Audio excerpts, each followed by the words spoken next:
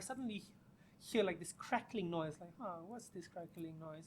Looked at this tree, and I saw this crackling, and I saw this tree suddenly moving. Okay, I should move my car. Nope, bam, on my car. Like, beautiful.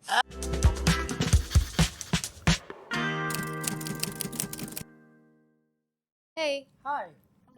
welcome to another episode of the EGS Student Podcast, where we engage about our experiences and educate ourselves in the field of environmental and geographical sciences. So today we have a very special guest here, a bit of a local celebrity. Am I right, Yushan? Yes, and he's actually an EGS alumni. He did his master's here and is currently a PhD student. Welcome, Azam. Thanks, guys, for having me. All right. Do you want to start off by just introducing yourself? My name is Azam. So I'm a PhD student studying the ecology and genetics of peat swordfishes in Selangor. So basically, people would be wondering what I actually do. So I just show my videos. That's usually the introduction. They see me swimming in the lakes, in the peat swamps, almost neck deep in black, reddish colored water, and showing them all these manner of fishes, from the smallest to the biggest. That's what I do, essentially. Yeah, it looks very interesting. I went through your Instagram a bit, even though it's not in English. Like, yeah, it's very interesting to see. And then just to kind of kickstart us on like our conversation on like how you got here. Your username is AnakUmiSukaHutan, and it directly translates to Mama's boy, like the forest. Like, Something like that, yeah. That's so cute. how did that like come about? Oh, well, I'm not really a social media person, to be honest. I'm very much, I like to do my own thing. Even during my time in Nottingham, Malaysia, amongst my own peers, I'm that type of kid that after classes, they would hang out at the park or at the cafe, and I'll be at the lake. There's a chair there in front of this old acacia tree. I don't know if you know. So I'll just sit there and just look around and just wait. I just enjoy that silence. And sometimes you see some really cool things. Like I saw this, what do you call those in English? Kingfishers. Oh, yes. So they would dive into the water, catch something, just a split second, and that just, like, wow, Yeah. And sometimes I have friends who join me, enjoy the piece. And I started my social media more of a social responsibility, really. I've communicated with a lot of people, especially youngsters, students. I'm talking about like primary school, secondary, and they don't know what they want to do, especially in Malaysia. They say that they want to be an influencer. They say they want to do, grab all these gig kind of work. I'm not saying it's a bad thing, but it's more of a tell that they don't know what's out there. Yeah. And I feel bad because science isn't part of their dictionary or part of their life, and that's why I created this social media. And when I created the social media, I asked my wife, what's a good social media handle? And she's like, well, think about something that's very fun, very quippy, or very cute. And I'm like, well, I want to let my audience know that I'm this jungle person, but at the end of the day, I'm a mama's boy. So I use the particular word umi, which is what I call my mother. It's an Arabic term you call your mother. And it shows more of a very closeness instead of calling, let's say, mama or mother. So yeah, that's how it came to be, AnakUmiSukaHutan, and it's stuck with me for 3 years now. Wow, that's so sweet. And then were you always raised to be this like adventurous kid and like to always like explore the nature? Well, short answer, yes. I've grown up in the villages, multiple villages. I moved a lot, but yeah, I was never away from nature. I always remember catching grasshoppers at the back of my grandfather's house. Going when I was in Sarawak, most of my youth were there. I would go behind my house. There's a forest, and there was a waterfall, and I would just go there, spend my time when other kids were playing football or basketball, or just chilling at the mama. I don't really find that interesting, so I just spend my time in the forest. I don't know much about the forest at the time, but I do know that it was an amazing experience and something that I want to continue pursue to be a scientist. I'm a researcher. I have my own research company. I'm grateful that I am a scientist now, so I'm very grateful. Is there anybody in particular that inspired you kind of to take on this role in this career? Multiple figures throughout my time, but of course the biggest is it's in the name, my mother. My family was a big influence because they never stopped me from pursuing what I love.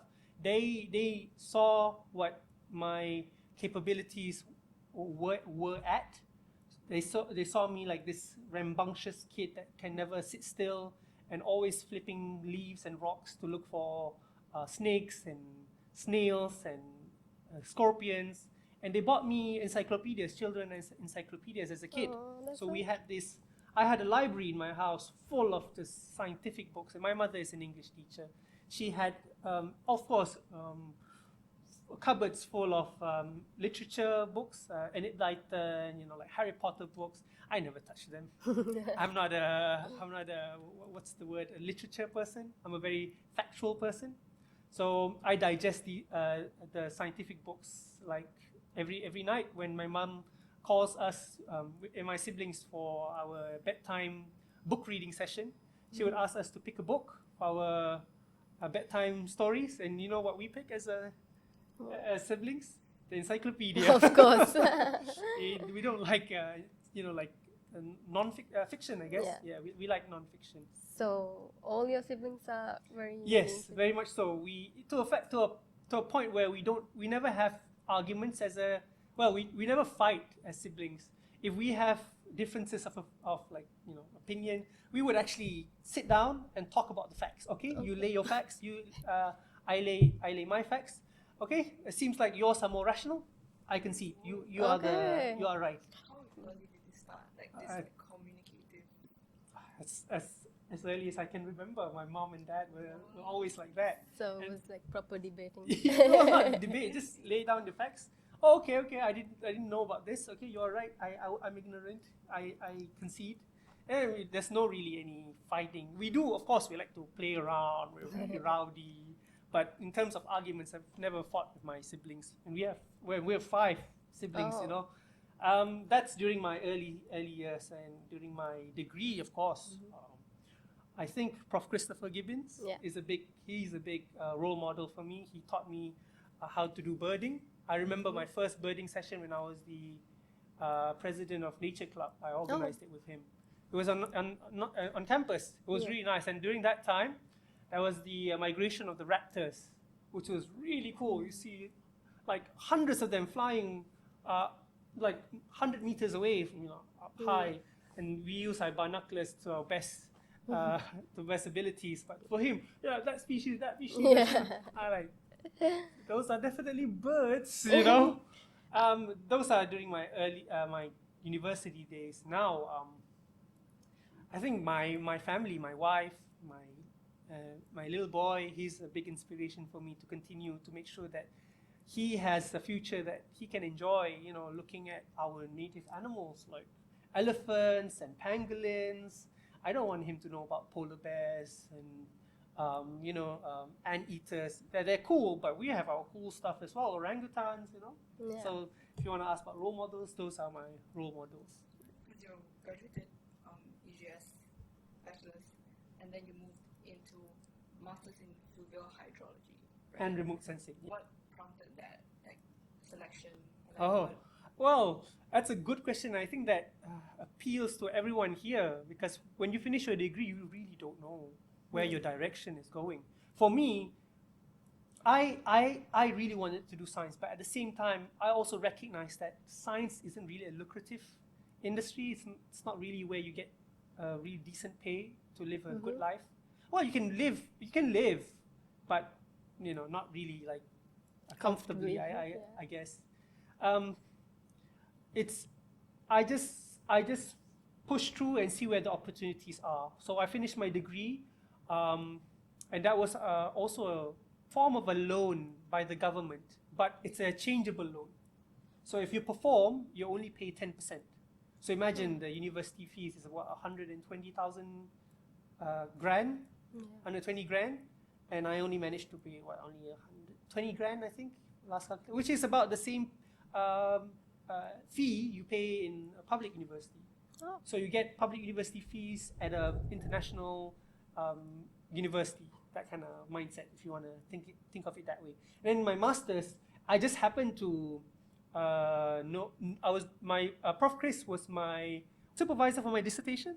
Yeah, and he just said, "Oh, I have this opportunity, but it's fluvial hydrology and remote sensing. I'm a nature guy. I like biotics, not abiotics.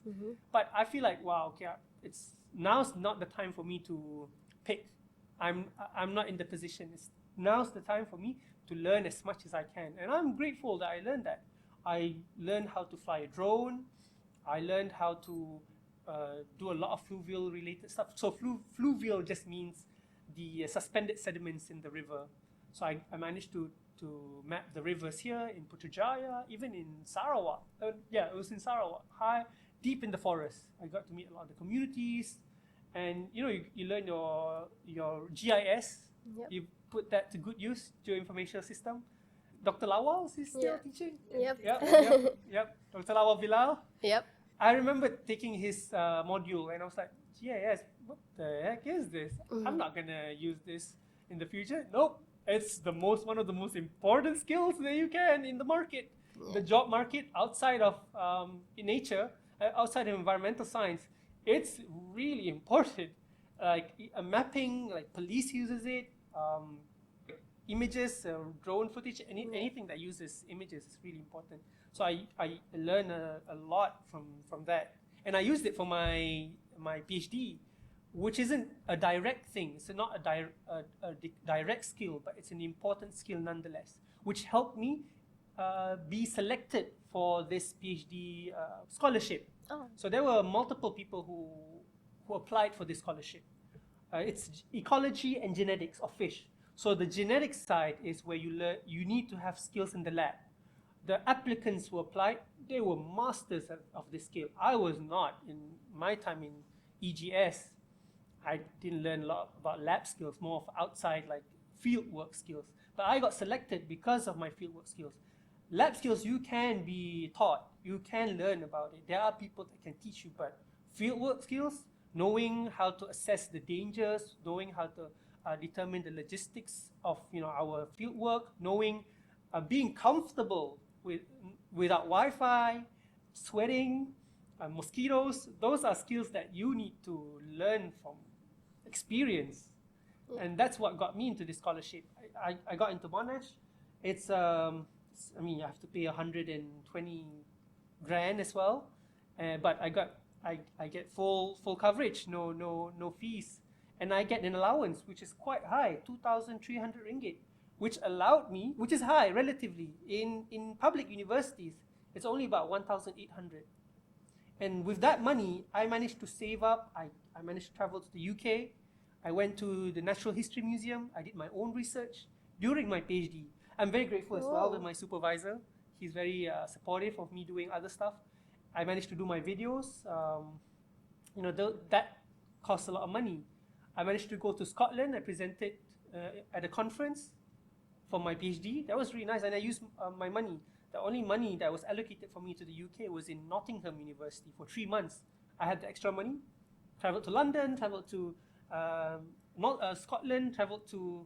There's this famous place in the UK where you look for fossils. It was in the East Coast. Oh, the Jurassic Coast. Yes, the Jurassic Coast. I can't remember the area there. I went there. I learned other skills, looking for fossils. That was really nice. But yeah, I hope that answered your question. Yes.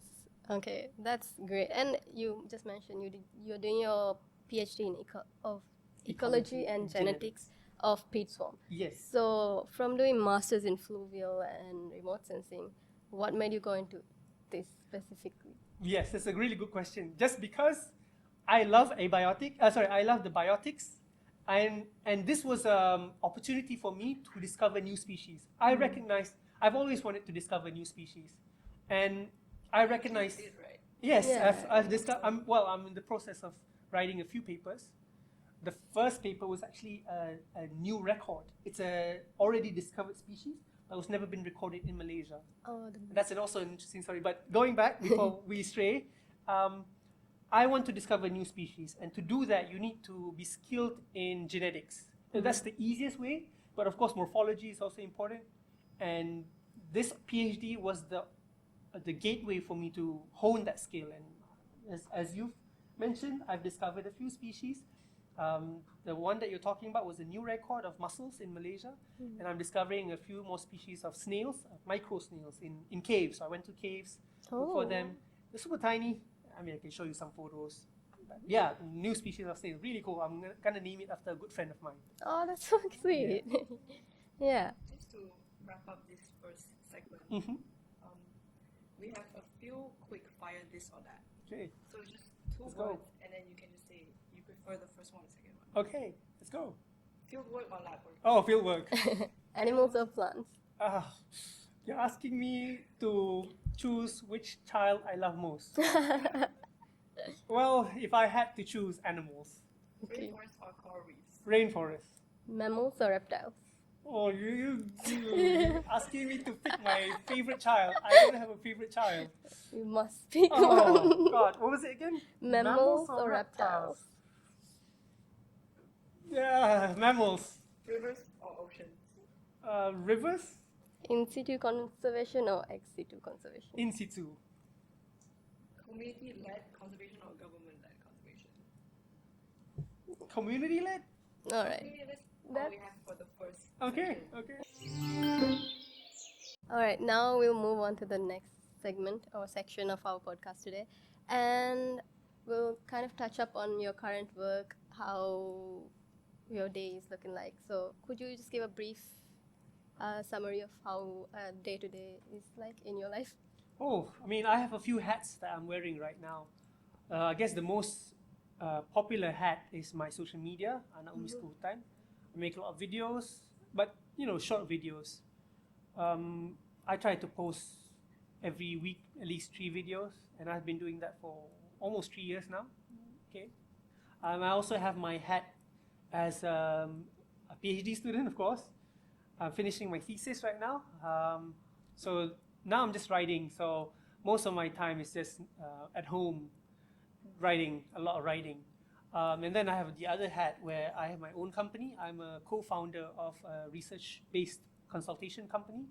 That's taking a big chunk of my time. It's a passion project, but of course you have to you get serious over time because it's a company, and it's a private limited now. So that company, it's a data science analysis company focusing on microbial DNA. A lot of my clients are like university lecturers who have this huge data of microbes that they collected from soil or guts or whatever, what have you. And then it's our job to analyze or consult, give them consultation on how to deal with such data. We also, because it's a company, you have to make money. So I venture out into industries where we train staff from industries, palm oil industries, from different types of industries, how to code R. I'm sure you guys are familiar with R, EGS students. Python, Linux, how to produce cool graphs, not just cool graphs, but paper, journal quality graphs. Yeah, so that's the hats that I wear from time to time. You're like a jack of all trades. Well, Busy man. I guess so, yeah. Especially like having a newborn right now. How do you find like the work-life balance? Well, I think it's a blessing really, because my baby boy, he, as beautiful as he is, he reminds me of what's most important, As stressful as it is in this world, at the end of the day, if I die, my problems of this world is not gonna follow me in the grave. What's gonna follow me is the people that love me. They are the ones who are gonna send me their blessings. So sometimes I get stressful with my PhD, my work, and my social media, and I just stop and just think back. If I die now, these problems are not gonna haunt me in my grave. My family is the most important. So he really really puts me back to where I should, like, center myself.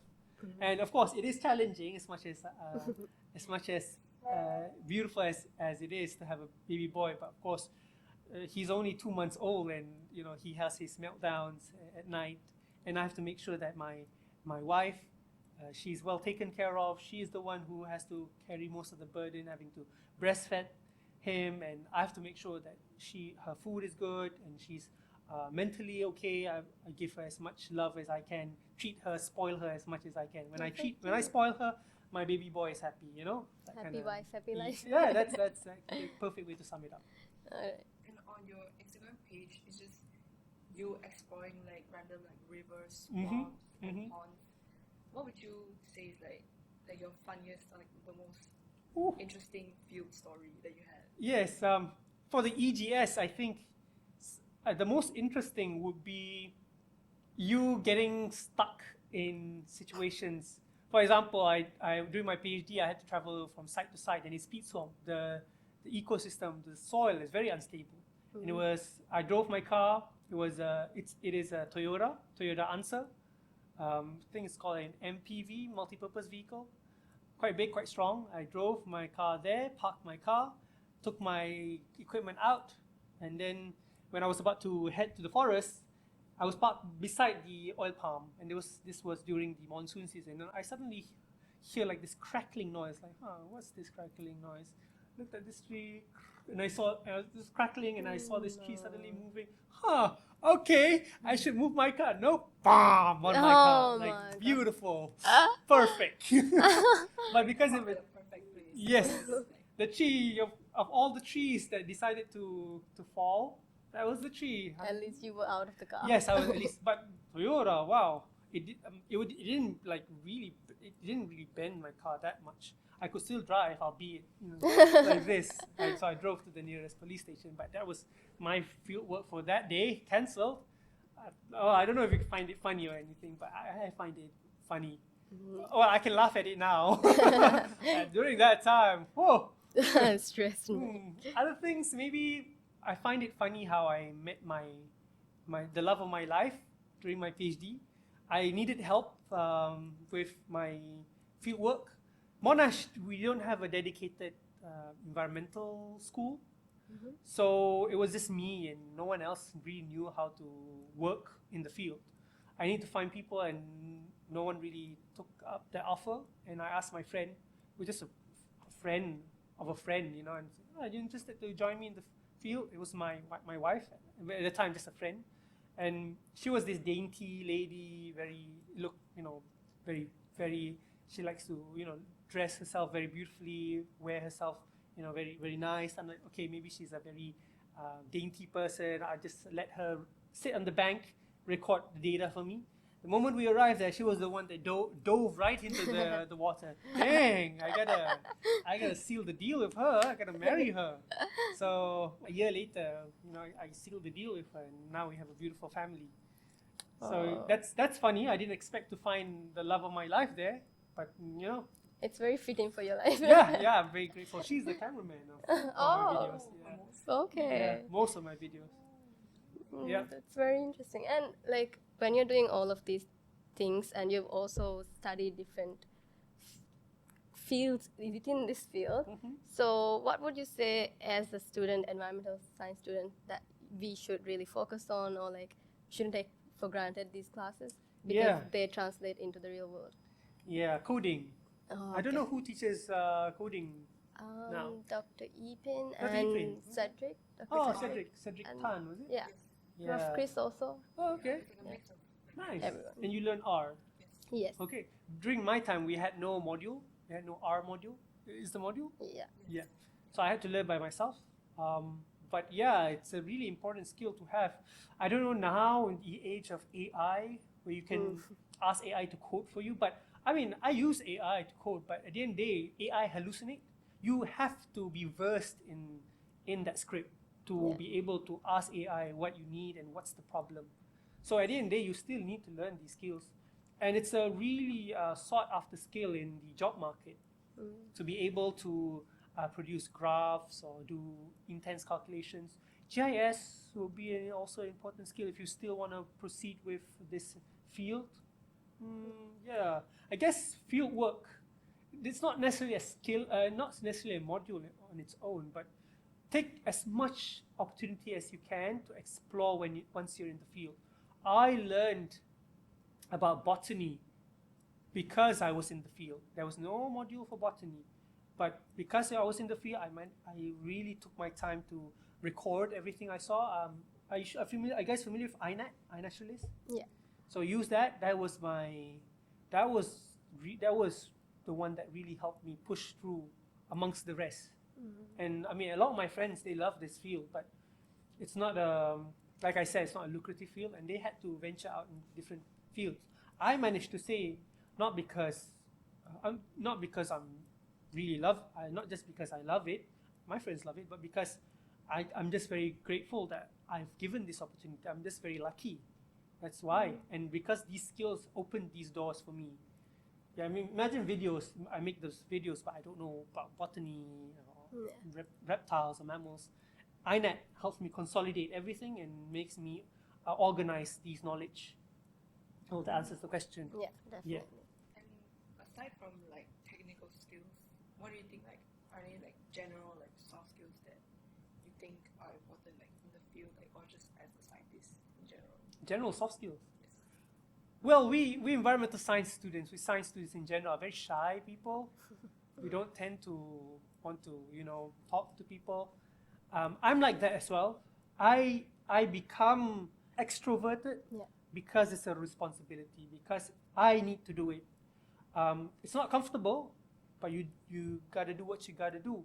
And you need to be able to recognize patterns where I feel like it's a lot of people do this, but doesn't necessarily mean it's the right thing. For example, poster presentations. During conferences, posters are wordy, there's no images whatsoever. People just stand there and, very shy to approach passerbys. Yeah. But I took the initiative to make my posters very few words, a lot of images. The goal is to sell. So the moment people see your poster, it's very attractive. I can share you the PDF of my poster, and you will immediately notice that there's a huge fish right in the middle of the poster that breaks through the boundary. That's the attraction. So when I presented the poster, people come to me and they want to know more, and that's when you talk about what you're supposed to write, in your poster. That's when people are interested to learn and listen. So people don't like to do that, and I understand, especially when you're in a position where you can't decide that as a final draft. Usually your supervisors say, I don't really like this. I'm a traditional person. But you have to be very convincing. I would appreciate if you can allow me to, if under your blessing, to allow me to do this. I'm confident, and I want to see if this works or not. If you're not okay with it, then fine. I will respect your position. Your position. I will proceed with your draft. But if you're okay, I want to proceed. Also, these kind of mannerisms is also important. It's lacking. People tend to think like, I want to break the mold, therefore I have to be very loud and aggressive and rude. That's not how you change people. That's not how you change the world. You have to be very well-mannered. You have to be soft-spoken. You have to learn how to communicate with humans. And that's a skill that I had to learn. I'm a jungle guy. I live in the jungle. So I don't know how to communicate with humans. Really. Like I struggle a lot with, if you talk to my EGS friends, they saw me as this weird kid that couldn't understand social cues or body language. I had to watch tutorial videos on YouTube, write notes. Okay, so if people do this, that means this. And I had to practice for years. I made a lot of mistakes, but that made me who I am. People see me as this person that can talk to people, but that had to be taught, and I recognize my weakness. And that helps. Yeah. Along the lines of like what you said just now, a lot of what you do is to try to make science easy for the general public to understand. And a big part of that is your entire page is actually in Malay. Yes. So Yes. like, how did that come about? Like, Ooh. what was the intention behind it? That's a really good question, Yushan. Yes. Right. So I was before I did my PhD or masters, before I delved into science, my mom and dad, they help a lot of the communities in Sarawak. So we go like very far into the forest or deep in very, very secluded areas to meet people who are less fortunate than us during Ramadan or even during the normal days to help provide support. And I learned how to see the kids, interact with them, and I was their age. And I volunteered in schools. My mom and dad, they helped build the school. And I was there to, it was just a small house during that time, and it was only like 10 students. But there's teachers, and there's buildings that need to be painted, and doors need to be fixed. And sometimes I interact with the kids, and the people, the teachers see me as someone that can share to the students, and I share to the students. And I see their aspirations. I think one struck with me till now. I went volunteering at an orphanage, and you interact with the students, and you hear about their aspirations despite their struggles, and you feel like, okay, I really need to help my community. And the community is a Malaysian community, and that's why I did my videos in Malay, although English would be more preferred. I'm more versed in English, and the dictionary for science is mostly in English. So I had to figure out the terms, I have to brush up on my Malay, and it was very challenging. But 2.5 years now, the teachers are using my videos in communities that even really not comfortable with English, but they love science, So I break that boundary for them, at least to love science. Once they're interested in science, they will have to learn English. Yeah. So it comes in the game. It's the first step, right? Yeah. The foundation. So I hope that answers your question. Yeah, and as we mentioned, like you've done so many work, like in different fields. So what is the thing that you are the most proud of? My most proud of? Yeah. I think it's just me meeting with all these communities I've built. Fish communities, reptile communities, snail communities. They have opened the doors for me to make my videos, for me to explore. I've known people that does fossils, and I follow them in the caves. And I've write papers because of these kind of communities. They teach me without a shred of arrogance.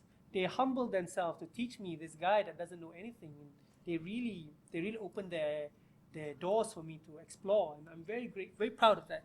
Proud to say the communities the communities that are watching. Thank you so much, and of course you guys open the doors for other EJS students with your opportunities to do these kind of videos, and hopefully it reaches out to not just the EJS students but also people outside that was considering if environmental science is a good path forward. Yeah, I think that's one of our intentions as well for this. So to close off this episode, if you were to say like maybe 5 words or like one sentence to everyone that's watching right now, like what would you tell them? I think be curious, Yeah. Yeah, be curious. That's all for our episode today. Thank you so much. Pleasure. It's a pleasure. Yeah. Thank you guys. Amazing that you came. Oh no, it's nice to meet fellow EJS students. Thank you. All right. Thank you for tuning in, and make sure to follow EJS Student Media on YouTube, Spotify, and Instagram. All right. See you in the next one. Bye. Bye. As early as I can remember, my mom and dad were always like, EJS. Okay.